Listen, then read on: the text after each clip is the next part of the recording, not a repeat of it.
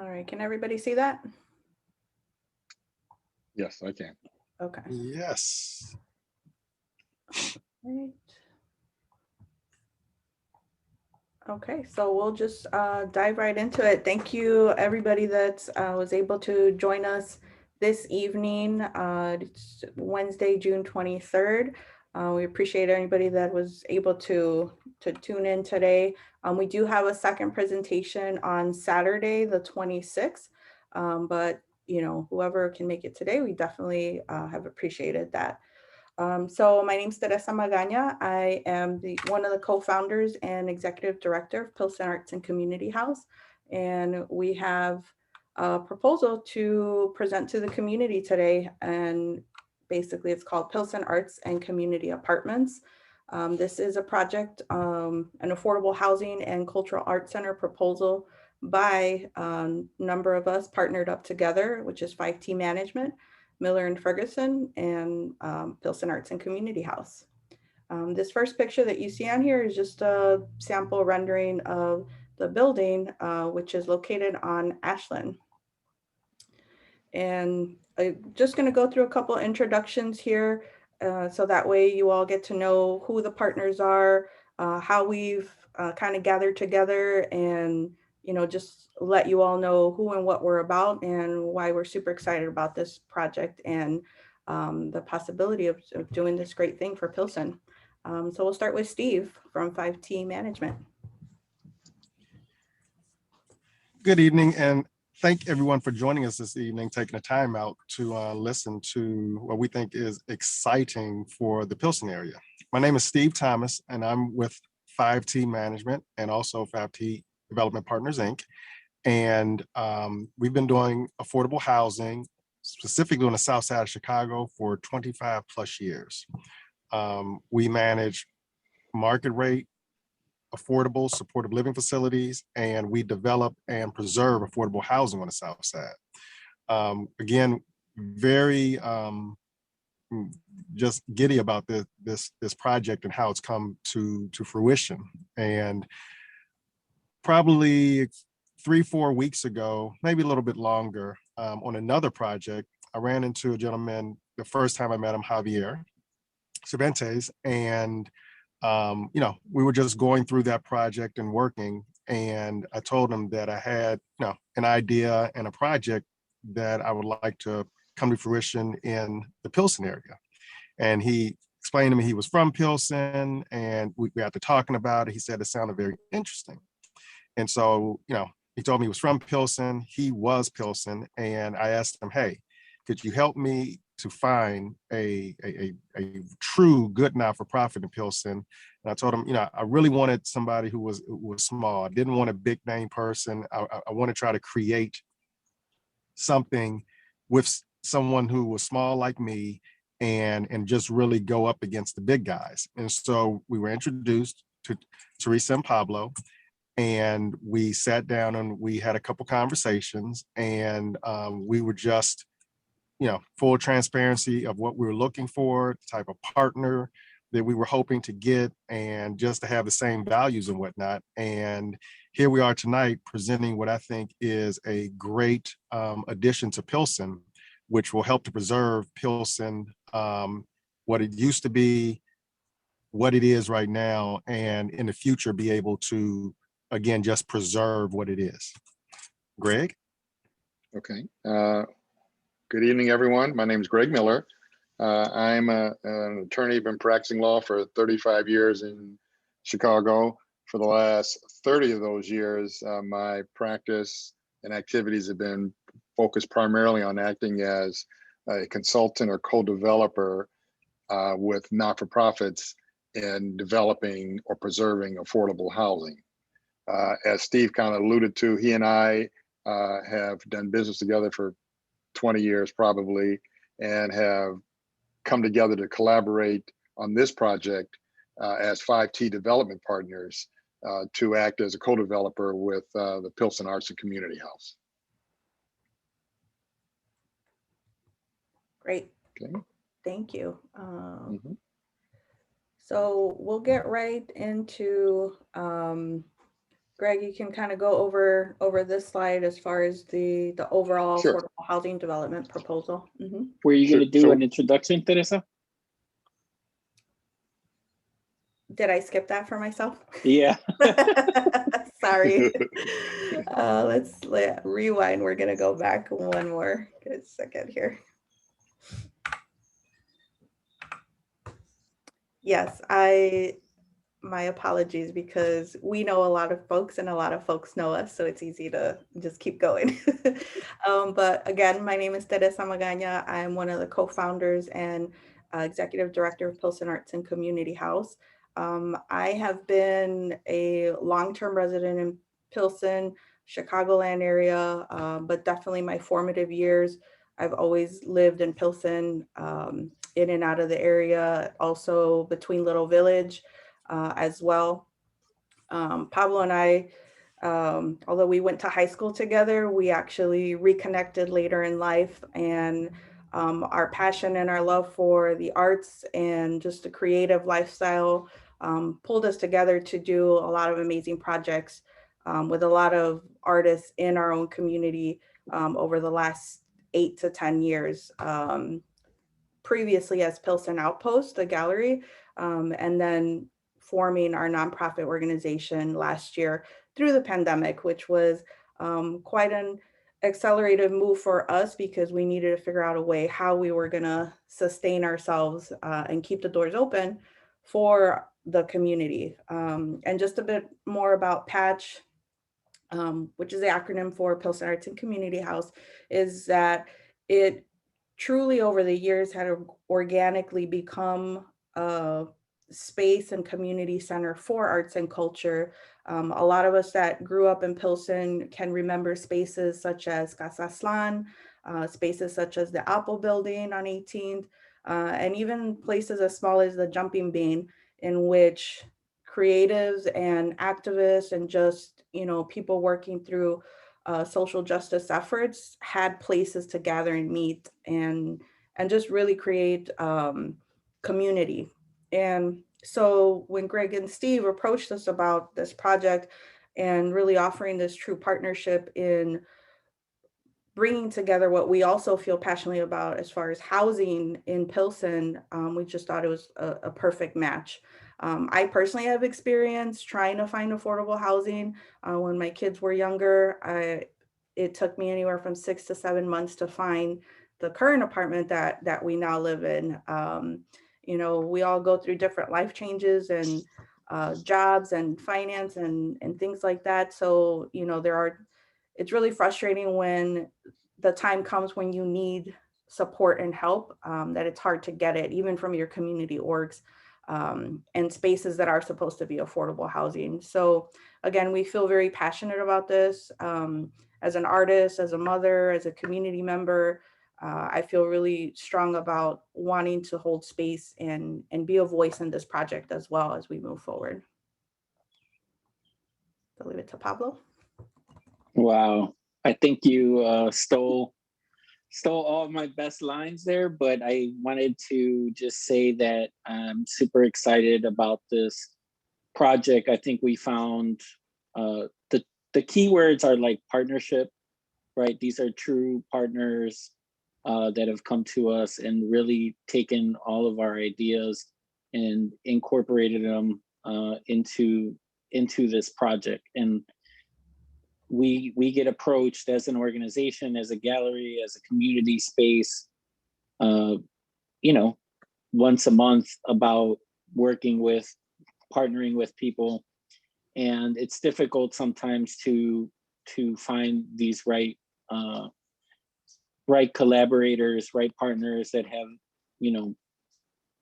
everyone's interests in mind. And I think that we found that with Steve and Greg. So I'm super excited for the next part of the presentation. So go ahead, Greg. Okay. So the project, which is entitled the Pilsen Arts and Community Apartments, will be a total of 42 units. The existing structure is actually a historic structure that was originally a theater and then became a social center. Our intent is to leave the facade untouched other than cleaned and refurbished. If anyone's familiar with that area, we want to take down the fire escape that's running right down the middle of it, the front of it, and refurbish that and maintain about 3,000 square feet of the floor plate behind the facade. The balance of the building, which is currently now or was a theater and a swimming pool, we're going to demolish and put up a 7-story new construction apartment building. There'll be a total of 42 units. We'll have dedicated community space, and for the Pilsen Arts Community House, they will take over the first floor and provide their services as well as services for the community. In terms of unit mix, originally this was going to be studios, 1s and 2 bedrooms, but after hearing some community input earlier, we decided, we were asked and we agreed to go back and look and see if we could add some 3-bedroom units. So for the participants on this call, the breaking news for this project is, as of today, we now have 4 3-bedroom units. We still have the same total number of units, which is 42, but we now have, of those 42 units, 4 are 3-bedroom units. This project will be funded, if we're successful, by the city of Chicago. The city has an affordable housing financing program that's competitively based. So you make an application and you compete with other projects. And if we're successful in our application, we'll be awarded funding and be able to complete the project. The beauty of this program is that it allows us to keep the rents for the units at a very affordable rate. You'll see a little bit later in the slides what our rents are, but they are definitely under market for the Pilsen area. Teresa, yep, next slide. So our development team, in addition to who you've met so far on this call, includes an architect, Nia Architect.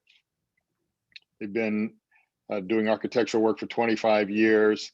I've used them previously for both new construction as well as gut rehabilitation.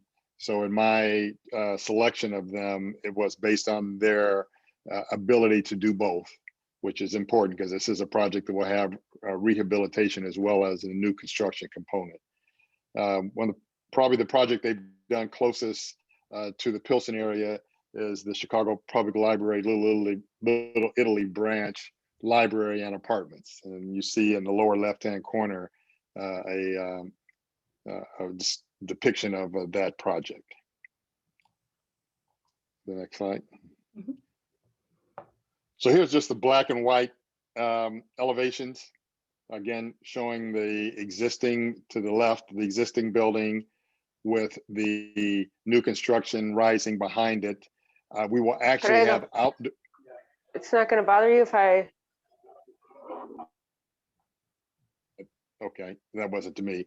So the existing roof, the rooftop of the existing structure will actually be the base for outdoor space for the residents, which, in addition to the interior community space, they will have some outdoor space to conduct activities and enjoy the weather when appropriate. So the elevation or the pictures now that you're seeing are the side views of these buildings, both looking south and looking north. And our thought is with there's a vertical, there's a wall that we want to explore, possibly having a mural painted, and you see the depiction of that there beyond the alley side. But our thought is that'll be a blank wall that'd be a perfect canvas for a mural. And actually that alley technically is not an alley, it's a street. So we think that'd be a good addition and give a good frontage to that elevation to the west. And you can go to the floor plans now, Teresa. So this is the ground floor just tentative, meaning that one of the things that one additional input that we will have will be from the Historic Preservation Agency, because again, this is a historic building.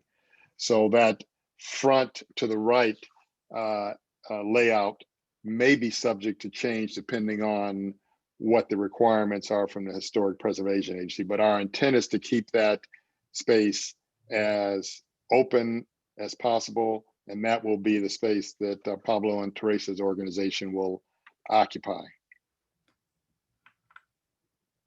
And then we go to a sample floor plan for the units. You can see that the 3-bedroom units will be facing Ashland. Those are the larger units, and then the 1-bedrooms and the efficiencies will be in the middle and facing west.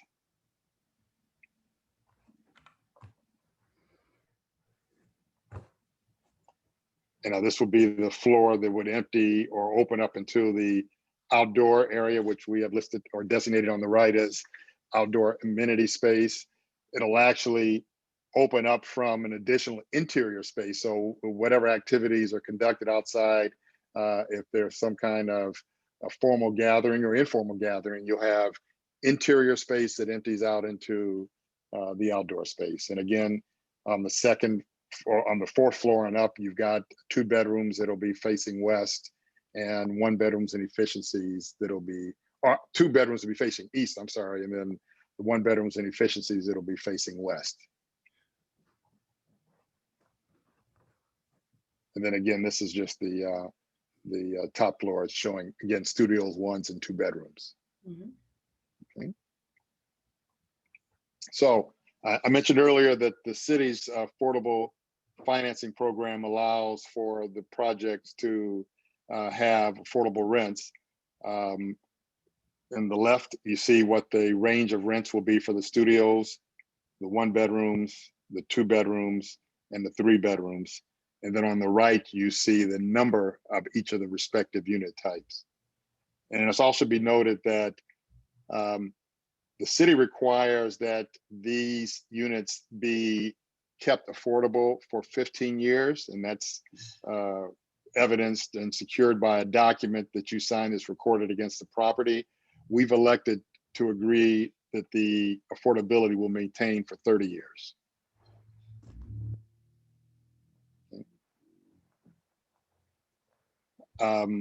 This lists the target population that we intend to market towards.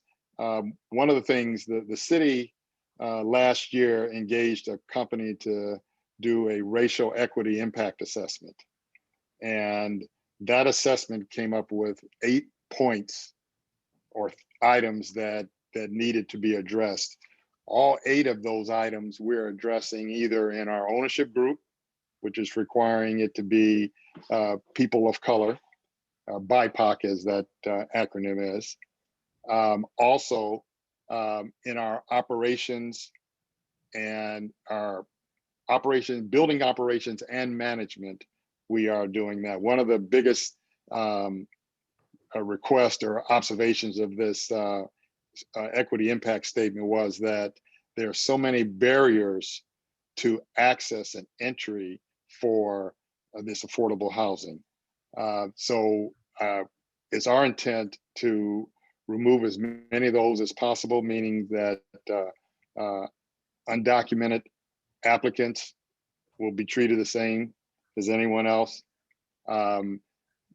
Past hiccups, if that's my term, in your credit or rental history will by itself not be a cause for disqualification. Criminal backgrounds, people that are freshly out, as long as that their reason for incarceration wasn't a matter of health for a public safety, will be allowed to make an application. And then obviously, our studios will be for the singles or couples without children. So we intend to be as inclusive as possible in how we rent the units and then also how we operate the building. All right, thank you, Greg. So I'll go over a little bit more on our component and partnership in this as being an arts nonprofit organization. Currently, for those of you that have been in the space, you know that we have about 900 to 1,000 square foot that we utilize in so many different ways. So this, for those of you that haven't had an opportunity to come in and visit, we have this front gallery space here. There's some stairs that lead up to a back annex gallery and a workshop class space. So, we intend to continue a lot of the programming, if not expand more on the programming that we're currently doing. We have formal gallery exhibitions. We have extra community gallery walls that we utilize for super hyper local Chicago artists. We host a number of workshops and classes. Even though we have just the front and back space, we utilize it in different ways as meeting rooms for people when the need is there. Something we haven't been able to do is have flexible studio rooms and studio space for actual, art creation. Performance space we utilize in our flexible in the current space that we have, but it definitely would be ideal to have a separate performance space area as well. And yes, believe it or not, we do film screenings currently as well in our space. It'd be amazing to have, again, a larger capacity to be able to host film screenings. There are so many local, self-publishing, filmmakers that are out there, and we've had a really good opportunity to work with quite a few over the last couple of years. We're getting more with our partnership with 51st Ward Books in literacy. So we do want to have a component as far as, some kind of library and focusing on literacy. And just kind of little extras, kitchen space, and of course, having just overall event space for the overall community, not just for us as a gallery, but, being able to accommodate other folks coming to us with culturally engaging, activities, which is what we do at a small capacity, but being able to do it, at a larger, we know that the need is there. This is just a couple sample photos of some of the activities that we've hosted in our space. This is our formal gallery opening exhibition. We've had storytelling workshops.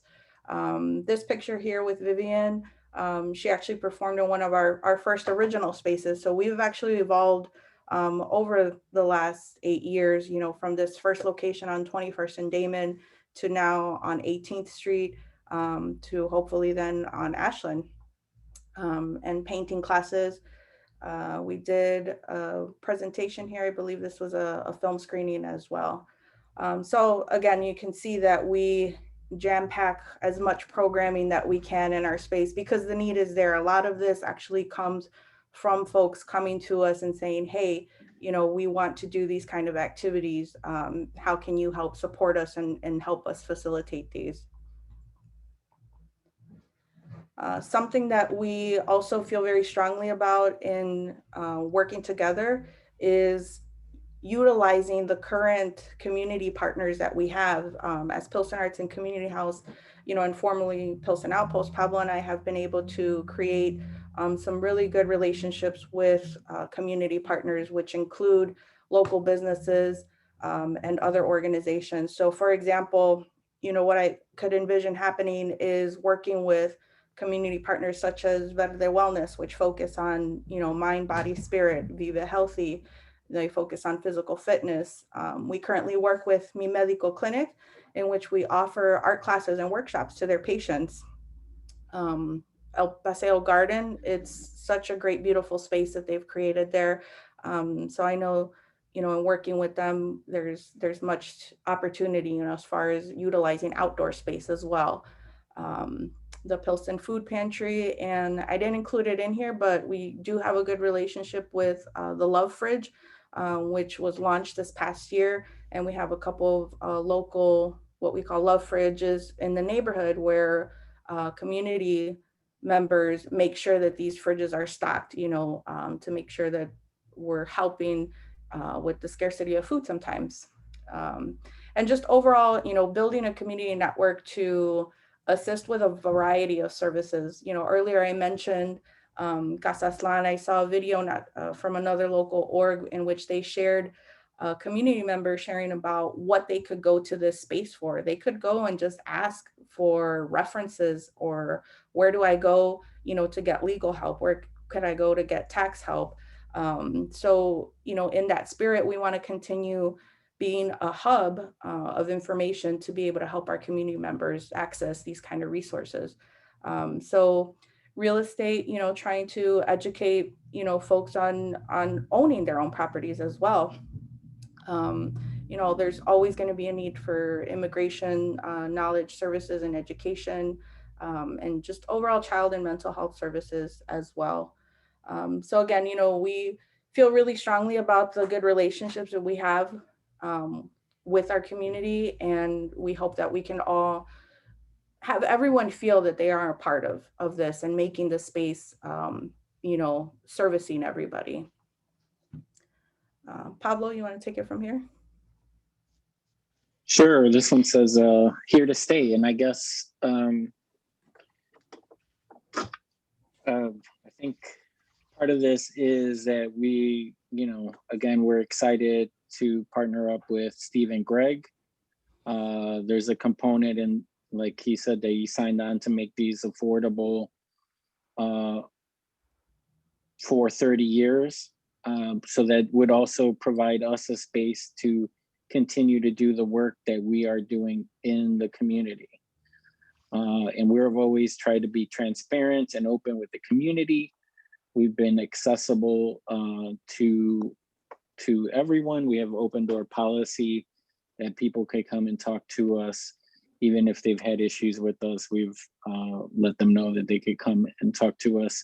But this is really bringing because I've come to these community meetings before, and the things that we always hear are they want a community space, and they need affordable housing, right? And housing is such an important issue when there's so much displacement in the community, but there's been few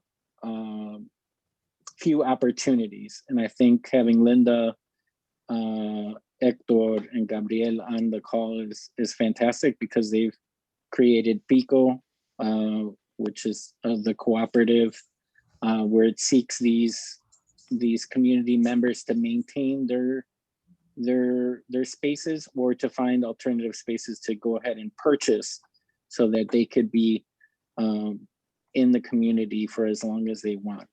And I'm just excited to kind of always have them as partners as well, and to continue to do the work that we're doing.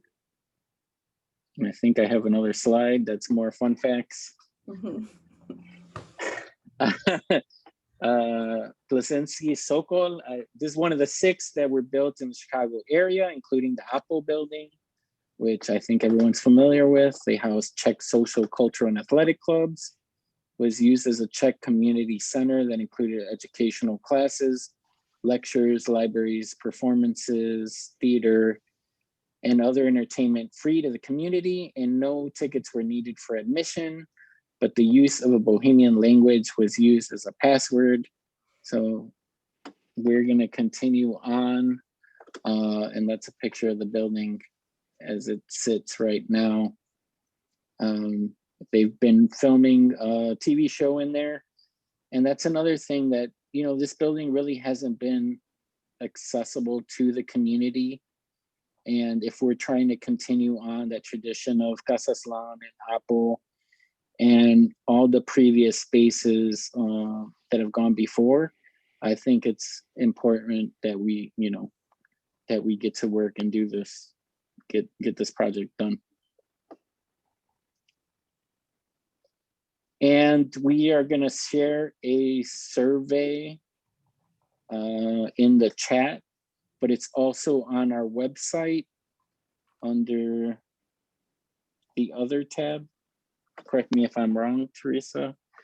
Yeah, but over to the right-hand side at the top, Mhm. We'll have that, and we will post the video, and we're going to have another information session. So feel free to invite as many people as we want, because we want those questions and we want some feedback. The really great thing is that we did a presentation with the alderman's office, and they were excited about the project, but they did ask that we reached back out to, whoever we can to try to fit some 3 bedrooms in there. And I'm really excited that we were able to get 3 bedrooms into this project, and that they're going to be some of the nicer spaces, probably, because they are the front facing Ashland spaces. So they're not just jamming 3 bedrooms in to jam them in there. These are going to be true 3 bedrooms. So we're excited about that.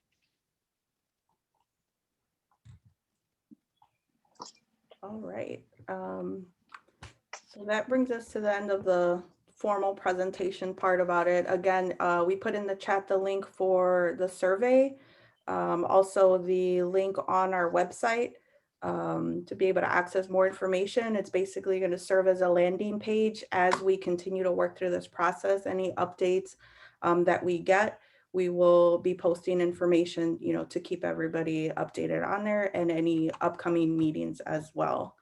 But yes, please, we are open to hear any kind of feedback, questions, criticisms, excitement, concerns. Please let us know.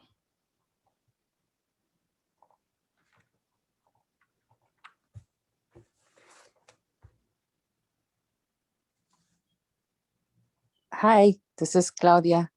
I'm an artist who's been working with Tere and Pablo for a couple of years, and I'm really excited for this project being supported and led by PAC.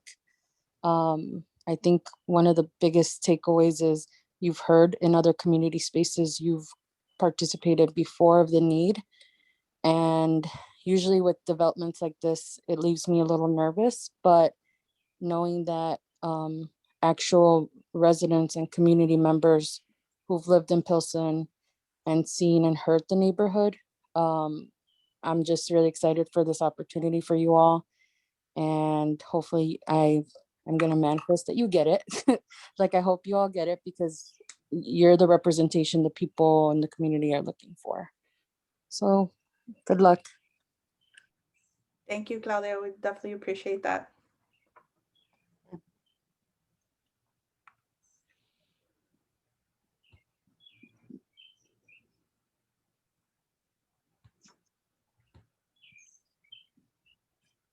Oh, you know what? I do have a question.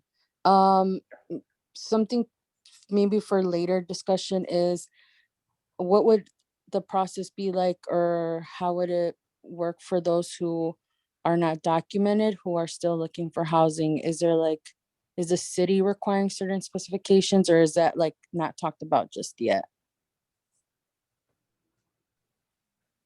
I'll try to answer that. And Steve, you're on the management side, but the city does not outline or dictate any requirements. I think they're leaving that up to the individual property owners for deciding that. So, we haven't really gotten into the details of what that looks like, other than it will be available, that undocumented individuals will certainly be able to apply. So obviously, some of the traditional things that may be required in a application process won't be required. Thank you. Again, it'll be a low bar. Yeah, it'll definitely be a low bar. So such that, again, it will not be difficult to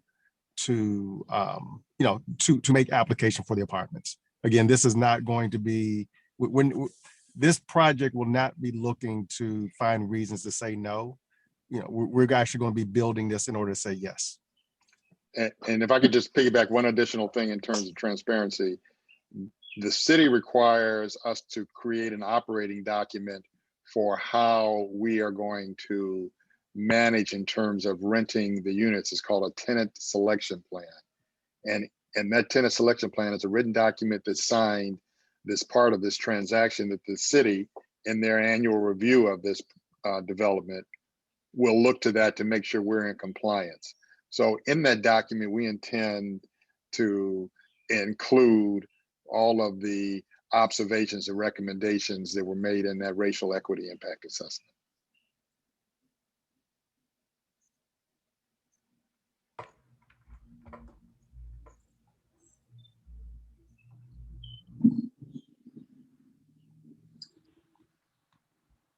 Hey, I want to say congratulations, Teresa and Pablo. Super exciting.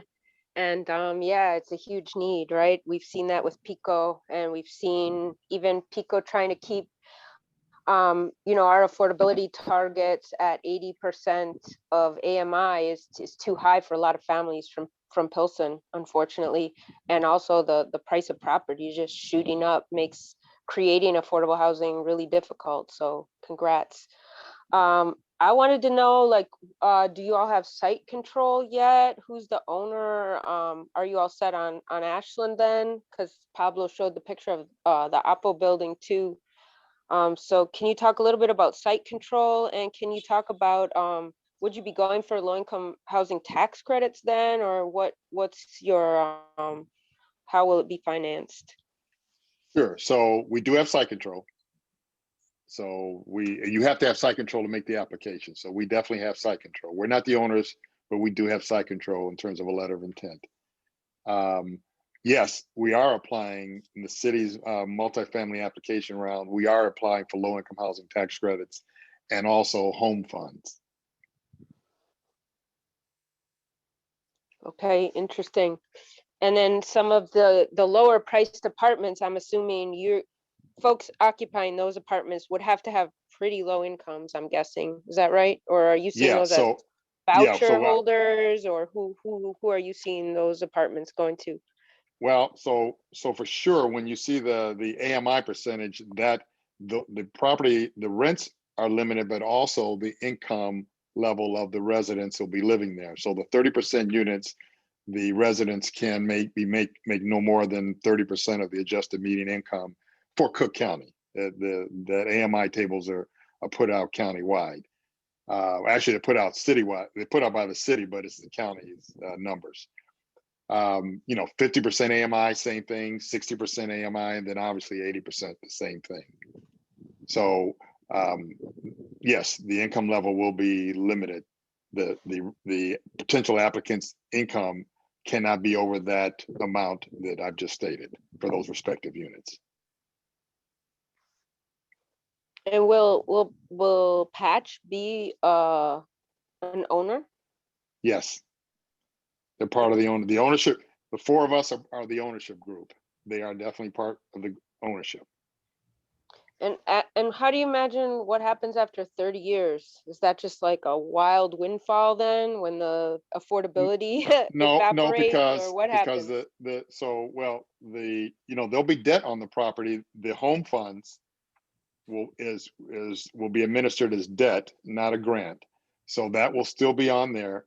And at that point, we either can go back to the city and ask for a renegotiation of the debt and extend it and extend the affordability, or sell it. But the reality is that the city encourages you on these expiring affordable housing developments to stay in. So they give you incentives, they typically are financial incentives to continue the affordability. But I'll tell you, I'm 62 years old, so that won't be much of a windfall for me at 92, but that's a lifetime. Tell your kids what to do. Well, Linda, you know us pretty well. Investing our time and our efforts, we're always thinking of long term.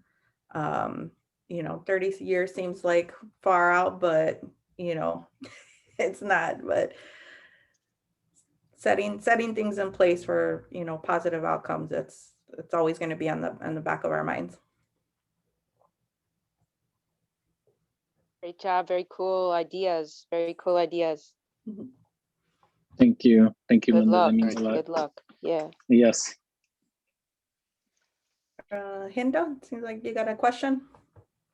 Yeah, as I let people know about this, could you talk about accessibility issues? I'm looking at all those steps in the front. So how is this going to work for people who have limited mobility? So there'll be an entrance On the ground level. Yeah, go ahead, Steve. Okay, yeah, or there'll be an entrance on the ground level that will lead to an elevator. And so there are elevators in the building that'll get you to each and every floor. Sorry. The city if I- requires to do both an elevator. No problem. Yeah, and so the city will require us to have elevators, and we only need one, but we're actually able to fit two in there. Plus, we'll have stairs. Great, And, thank you. and also the city has accessibility requirements. For this building, the accessibility requirements would be to have, in terms of not just the building, but units being accessible. The city's requirement is 8 units. We'll have 18.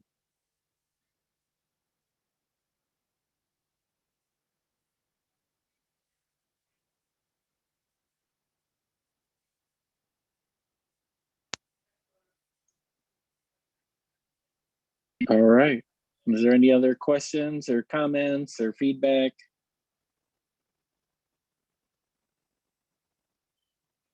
I think we're Oh, prima. Hola, Laura.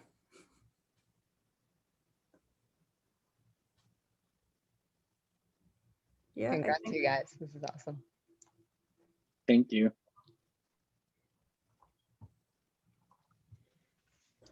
All Well, right. I just want to again thank everybody that took the time to participate in this one. Please share the information, the website link, the survey, even if somebody's not able to attend, the next meeting on Saturday. The survey form has questions just to be able to gather, overall input on from Pilsen residents on how they feel about the affordable housing as it stands right now, if they think it stands right now. There's a lot of good questions in there, so it'd be very helpful to us to get a couple more survey entries in. And yeah, we just really appreciate your guys' time. Yeah, and if you're watching the video later on, and do the same, hit the link, continue, share it. We're excited about this project. We're excited to work with Greg and Steve over the next 30 years and ahead. So thank everyone. Thanks, Steve, Greg, everyone, Hector, Linda, Marta, Claudia, Nina. Thank you. Thank you.